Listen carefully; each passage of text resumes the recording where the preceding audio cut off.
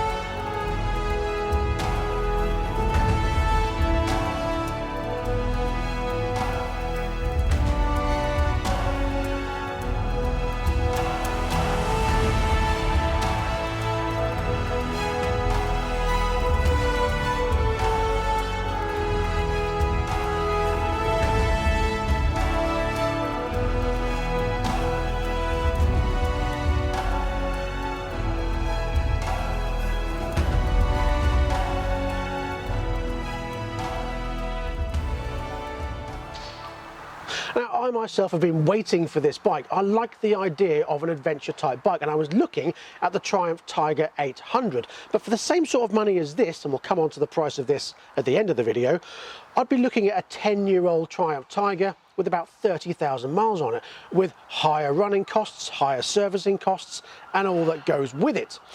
So for the amount of venturing I'd be doing, I don't think I could justify spending that kind of money on an older bike. So this is quite an intriguing test ride for me.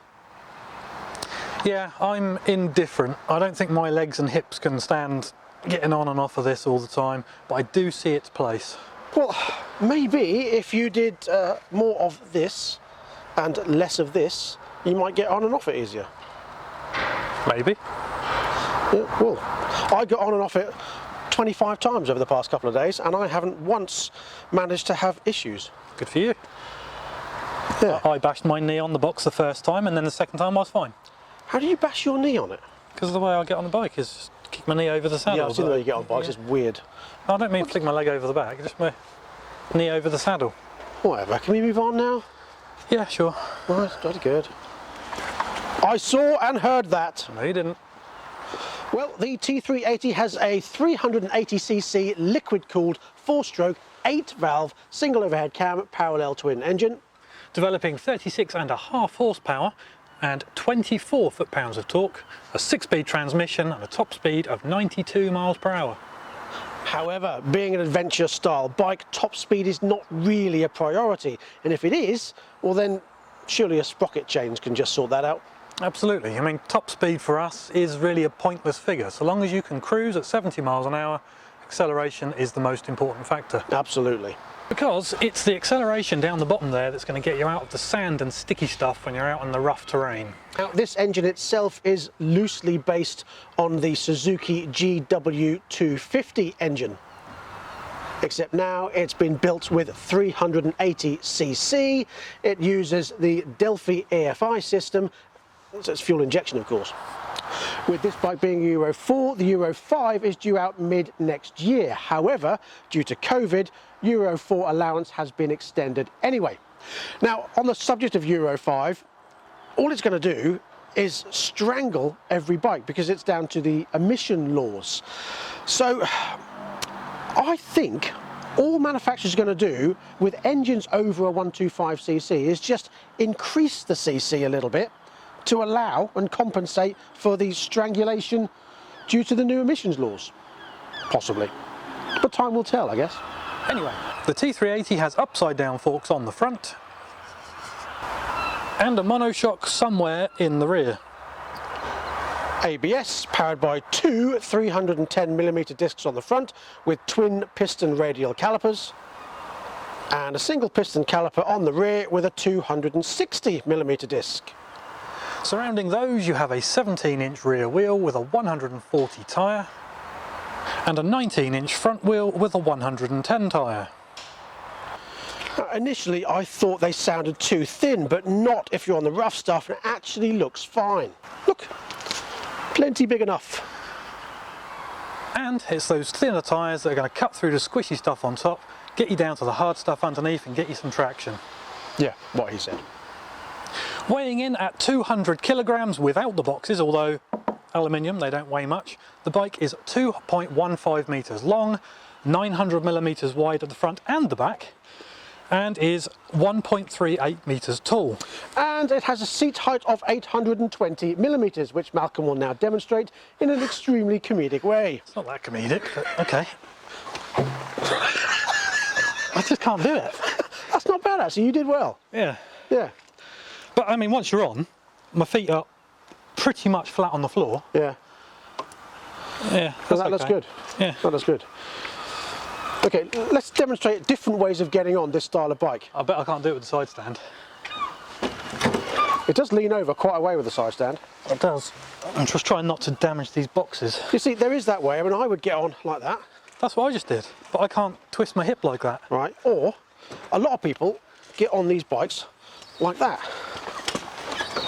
Oh, I'm not keen on that. It just looks really awkward. It does look awkward and cumbersome. A lot of people do that when they're on a sort of Triumph Tiger 1200 or a BMW GS, something like that. Yeah, I mean, they're really high, aren't they? They are, yeah. But then you could just, or on the centre stand. And I guess easy you to could put on the just centre stand on the stand. peg. Stand on the peg, and over you go. Yeah. I mean, how does that fare when it comes to loading that centre stand up? Well, that you can do that, and then you can. No, I mean, putting I don't like doing that though. undue stress on the stand. Yeah, I don't like rocking off a centre stand. You should never do that. It's not good. No. But I could live with this. That's okay, the height wise. Yeah, it's actually That'd be quite okay. simple to get on and off. But it feels a substantial bike. Yeah. Looks wise, it is great. I absolutely love it, especially these nice sturdy alloy boxes. I think they look fantastic. The bike itself does look very substantial. I like the bars. They are a bit of a pain for the dealer to put on, but once you've worked that out, not really that much of a problem. They are sturdy, they seem to do their job really nicely, and I love the design. It's just that much more nicer than the 125, I think. And you get this lovely gel-like seat.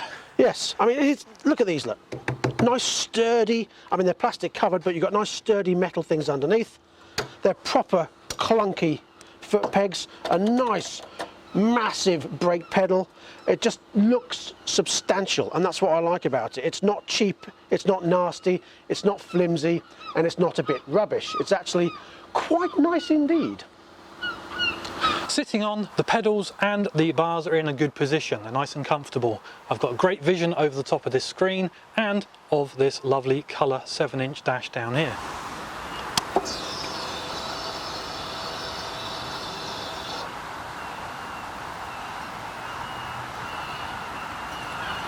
Which has, in the bottom left, your voltage readout for charging. Top left, you've got temperature. In the centre around the speedo, you've got your tachometer or rev counter. Then obviously you've got your speedo in the middle there, a gear indicator at the bottom in the centre. Top right, you've got a miles per gallon readout, which of course we haven't used it just yet, so that's 0. Underneath that, you've got your fuel gauge, and down the bottom you have a trip meter. You've also got down here a light sensor, and if Malcolm covers up that light sensor down there, I think I need to shine a light at it. you will see. Yeah, I need to shine a light to make it Oh yeah, go because it's light. already in dark mode. Yeah. Yes, but as you saw at the beginning there, it went from orange to white to dark night type thing. What you've also got here is, look, a 12-volt supply DC, and on this side you've got a USB thingy. If I can flick that out with one hand. There you go. Nice. I just want to point out at this stage, it's cold. We're standing outside in our bike gear because it's cold. You can see that by the screen, look. Now, don't draw anything naughty and rude. Yeah, never go away. So, yeah, exactly, yeah. Whoever ends up with this bike will end up with probably on it somewhere. A shape. It'll have a shape on it. And cue the forklift. I am, however, unsure about this flaccid phallus sticking out of the exhaust here. Okay, it does point the gases away from the box. It just looks a bit droopy and Yes. Now, these panniers. The one on the right here sticks out further than the one on the left here because, of course, there's an exhaust down here. I can see two issues with this. Number one, it messes with his OCD, so no big problem. And number two, Sinnis are bringing out a Toro exhaust system. Now, there's going to be two different systems, a single side and a twin exhaust system. Now with a single side you're going to have the same issue, so I think they should either have an extended bar like this one on that side, and then that would solve two problems. One, it will look equal, and two, it will compensate for having two exhausts. What do you think? Now when they do bring out that system, the single side Toro exhaust system is going to be about £300 and about £400 for the twin system, which I think is a better deal. Hopefully it won't come with a flaccid phallus at the same time. I reckon it's going to have two. Oh, why am I stroking this? I don't know. Moving away. Weird. Having got over that, anyway, I don't think it's a major issue at the moment because it looks okay at the moment. The more concerning issue is what Malcolm raised about the indicators, especially this one. If you're parked in the outside lane and the car is here and you indicate left, it cannot be seen. And the same would go for that one, but just a little bit further. So maybe these indicators should be back here? I don't know. What are your thoughts on that? As demonstrated here, look, you see? That's the indicator there. And can't be seen from that angle. It's not that far away. Just want to do a quick experiment whilst you've got that there. Let's turn it on and yeah, good point. do it. Oh, I mean, to be fair, it really does shine off Pretty that bright, box. doesn't Yeah, so if the boxes are on, you can definitely see it because it does shine off there. But you can't see the actual light. No, but that is as bright. Yeah. So forget that. I'm talking nonsense. Move on. Right, let's get this thing out on the road and see what it's like tomorrow morning when we can see, because it's dark. It is. It's dark and it's dull and it's wet and it's not nice. I want to go home, Mummy.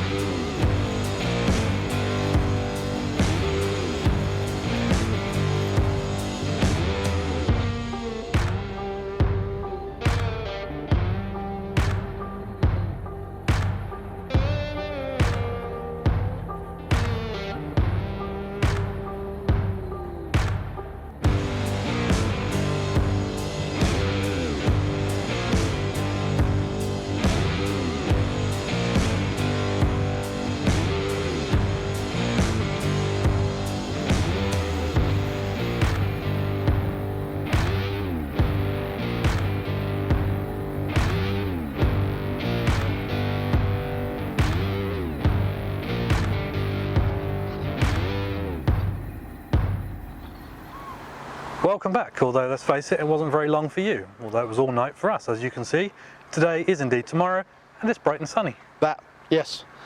Hopefully you enjoyed that video. I think we had some fantastic weather for filming. It's lovely, all that fog, very mysterious, and really went well with the style of the bike, I feel. So, how do we get on with the bike? Well, I have to say, it's unbelievably comfortable. And smooth. And yes, I was just going to say that, and unbelievably smooth. Very smooth. However, on the side of smooth, it does mean there is a gearing, not issue, but sort of something I would change. It's really, really close. Yeah, first is great, to second, great, but then second to third, third to fourth, fourth to fifth, it's really close. It's almost like you're not doing anything. So, yeah. I mean, it obviously changes, but it's... And then sixth is quite long. However, you can pull away in second, which I thought was quite good, because that means if you're in the rough stuff, yeah, you haven't got all that revvy trying to get out of mud and stuff. Yeah. So that on its own makes it really good off-road, I would say, because you can pull away in second without any dramas whatsoever. No fearing of slipping the clutch, no fear of stalling, no. Which I thought was brilliant. So I think perhaps a sprocket change would make it much more effective on the road. Yeah.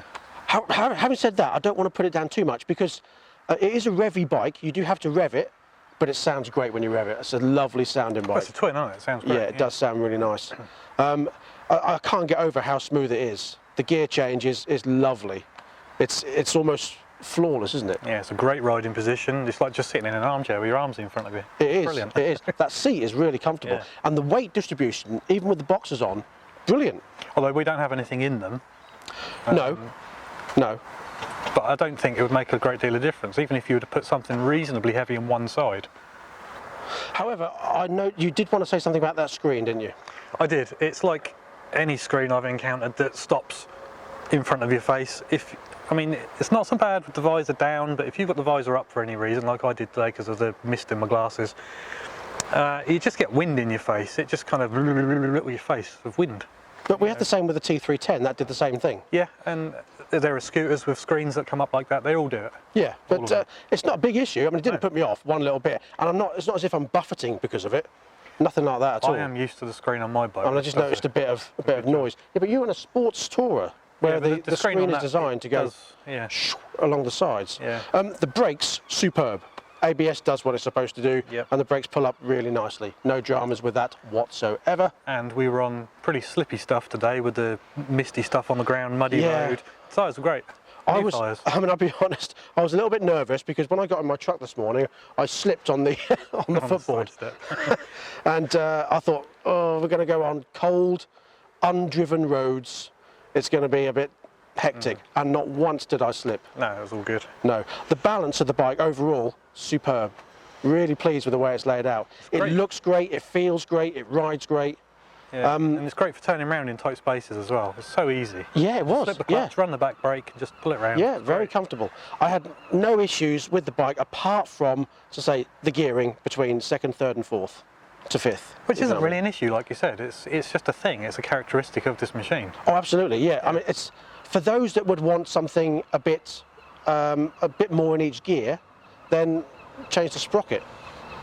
Other than that, I don't see any major dramas. No. But even that, it's not as if it's a speed issue. It's just you've got to change gear a lot sooner than you would think. Oh, it goes plenty fast. That's all it is, because you still get up to speed perfectly well. So it doesn't have the... I think we're being a bit unfair. I think maybe it's because we're used to riding superbikes. Sort of superbikes, you know, sports tourers, bikes that do 180 mile an hour. Yeah, and when you pull out to go past something, you just blip the throttle and you've passed it, whereas this...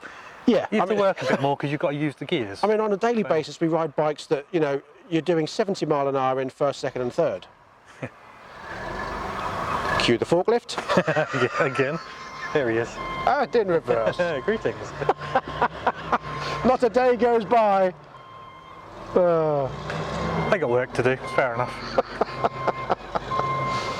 Talks amongst yourselves. Talks amongst yourselves. Talks amongst yourselves. It's like talking, but in a Norfolk kind of way. Yeah. Hello, yes, very good, yes, marvellous, yes. I'll tell you what we did encounter today on the roads. Unbelievably slow old people. We had a Nissan Micra, we had a Peugeot. Oh, the Peugeot. Obligatory silver Peugeot. and a Renault, also French. Yeah. And each one, and I don't mean like just cautious slow, like I could have walked past them slow. That was really slow. It was really slow. It's like we're waiting for them to get out of shot whilst we're filming. Standing in the middle of a field waiting for them to go away. And I'm thinking, seriously? Okay, so I think that's all we've got to say on the matter. Overall, I would say 9 out of 10. It's the first time we've done ratings on bikes. Yeah, it is, isn't it? But I would say 9 out of 10. Yeah. The only point it loses was the gearing for me. That screen, Right. amazing. Really easy to see. Oh yeah, brilliant. Yeah, the dash, really clear. And it's, as I say, it's either white during the day, which then goes black at night, or orange if it's a little bit dull. Yeah, it kind of goes a kind of darker. It's just a dark screen. Yeah, it's a lovely screen. It's very well laid out, very clear, very easy to see. It doesn't move anything when it changes between the two. No, and the rev counter changes colour. So if you're in low revs, it's yellow, Yep. and then it gets orange if you go a bit more revvy, and then you've got the red ones at the top. Yeah, it's still yellow at about 4, I think. Yeah. Yeah. Yeah, but I would say at around 40 miles an hour in 6th gear, it sits at about 3,500 RPM. Yeah, it was easy. Yeah, so it's quite revvy, but again, and that one thing I did really like is that you could go round a roundabout in 6th gear and still pull away without any juddering or issues or anything like that, and it pulls right up to speed. So, you know, the gearbox has its pluses. Yeah, it is good. Yeah. I think off-road it'll work fantastically well. Yes. Yes. You're not going to have that. And on road, if you're not worried about, I mean, again, I think we're being a bit too critical. Yes, exactly that, because we're riding sports tourers on a daily basis. So if we were riding this style of bike, you don't need to be going, oh, I want to go as fast as I can in 2nd, 3rd, 4th and 5th. Yeah, but do remember what I said. Not that we do that, because we only go up to 70 miles an hour. When I got back here, I said I would happily ride one of them every day. Yes. Yes. Because it's so comfortable. Yeah. It gets up to speed perfectly well. You can tootle wherever you need to be. You've got storage space. What more do you need, really? Absolutely. It's brilliant. And on the subject of storage, let me show you in the boxes. Right before, after even, I say I'll probably give it like an 8.5. Oh yeah, sorry, I forgot to ask your score. 8.5. Why 8.5? What's the half for? It's me getting my leg over it is my issue. That's your issue, not the bike's issue. No, but that's why I'm scoring it that. I would give it a 9 if it was just a bit easier for me to get on. If you can't get on this, then you are never getting on any other touring or adventure type bike ever. No, I'll have to use the stand and flip And on the reappearance of the forklift, let's move on. Yes. So, the boxes here, look, you can fit one of our calendars in, which is on sale for £8.99. If Malcolm puts his, A4, yeah, if Malcolm puts his arm in there, you can see how deep it goes. Look, that's actually a pretty sizable box. You've got the same on the other side, if Malcolm opens, which also holds one of our calendars, still £8.99 on sale now. And in the centre box, look, you can fit one of the calendars width-wise, height, and lengthways. Look at that, look. Put your arm in there. You can see just how big it is. They are good. I mean, I think it's pointless saying litres because people don't really know what litres are when it comes to size. Oh, it's 25 litres. Is that good? Nobody knows. You could put a helmet in there, couldn't you? Yes. Right, we also want to show you something else. Yeah. Start the bike. It sings to you. Oh yeah, that's one thing. It gets caught on there, which is slightly annoying. Look, do it again.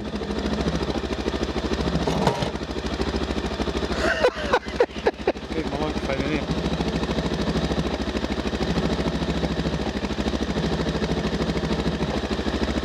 Brilliant. I would reroute this because that is annoying because it gets caught on here.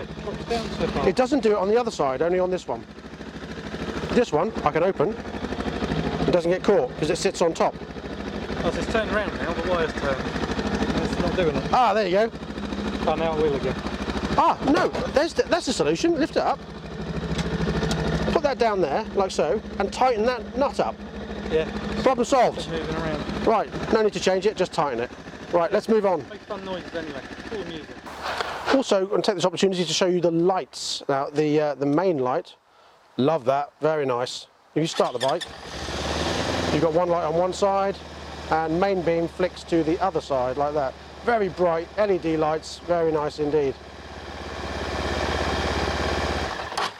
And the rear lights, nice and bright. Brake light.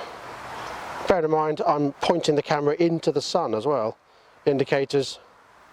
So that's still pretty good. So, how much is the bike? Oh, here comes the best part. This bike is just £4,750 on the road without the boxes, which is £350 cheaper than the BMW G310 GS. However, if you want the boxes, it's just £4,899 on the road with a 2-year parts and labour warranty.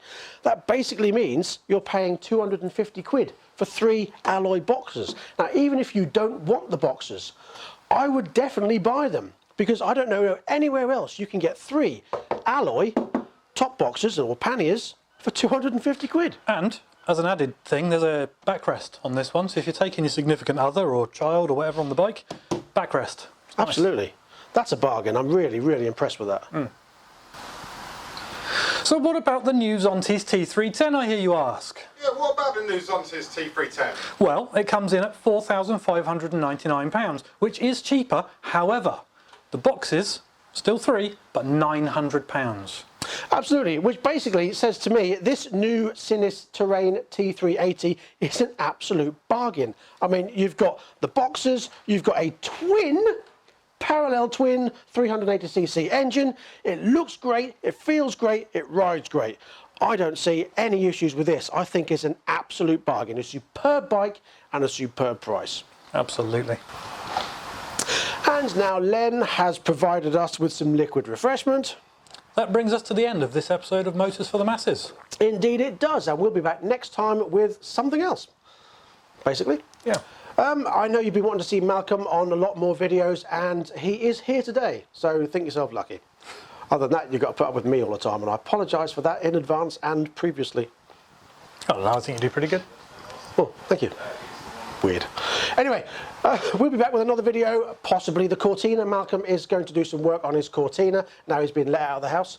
And there's some more coming on Mac as well. And we will be looking at Bob. I apologise that Bob hasn't taken precedent, but he will be back on screen very soon. And we've got some other bikes coming also. Just to add to that, Bob is still going to be a giveaway bike. Absolutely. That's the plan. Yes, I'm really sorry.